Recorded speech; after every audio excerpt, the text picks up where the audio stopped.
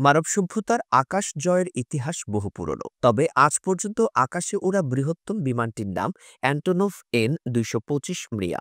এটি এক অবিশ্বাস্য প্রকৌশল কীর্তি, যা আকার ও ক্ষমতার দিক থেকে বিশ্বের যে কোনো বিমানের তুলনায় ব্যতিক্রমী।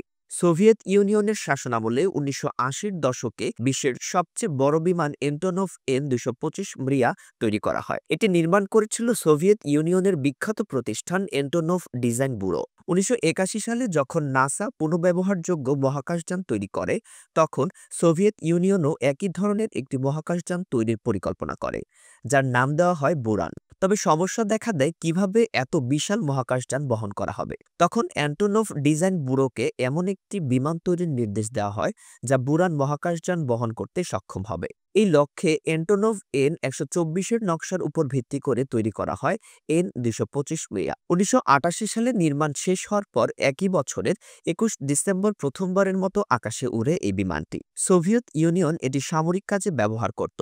বিমানটির কার্গো ক্ষমতা N-124-এর দ্বিগুণ এবং এতে মোট ৬টি টার্বোফ্যান ইঞ্জিন যুক্ত করা হয়। বিশালত্ব ও ক্ষমতা: ৬টি টার্বোফ্যান ইঞ্জিন সমৃদ্ধ এই বিশাল বিমানটি পৃথিবীর যে কোনো বিমানের চেয়ে বেশি ওজন বহন করতে সক্ষম। বিমানটির নিজস্ব ওজন ২,৮৫,০০০ কেজি এবং এটি সর্বোচ্চ ২৫০ টন ওজন বহন করতে পারে। দৈর্ঘ্য ৮৪ মিটার, উইংস্প্যান ৮৮.৪ মিটার, ফুটবল মাঠের দৈর্ঘ্যের সমান। কার্গো ধারণ ক্ষমতা ৯৫০ কিউবিক মিটার। এই বিমানটি যখন বিমানবন্দরে ওঠানামা করত, তখন অসংখ্য দর্শনার্থী এটি দেখতে ভিড় জমাত। ১৯৮৯ সালে প্যারিস এয়ার শোতে এটি প্রদর্শিত হলে সবার নজর কেড়ে নেয়। বিশ্বে এই মডেলের মাত্র একটি বিমানই তৈরি করা হয়েছিল। পরবর্তীতে আরেকটি N-225 নির্মাণের পরিকল্পনা করা হলেও সেটি বাস্তবায়িত হয়নি।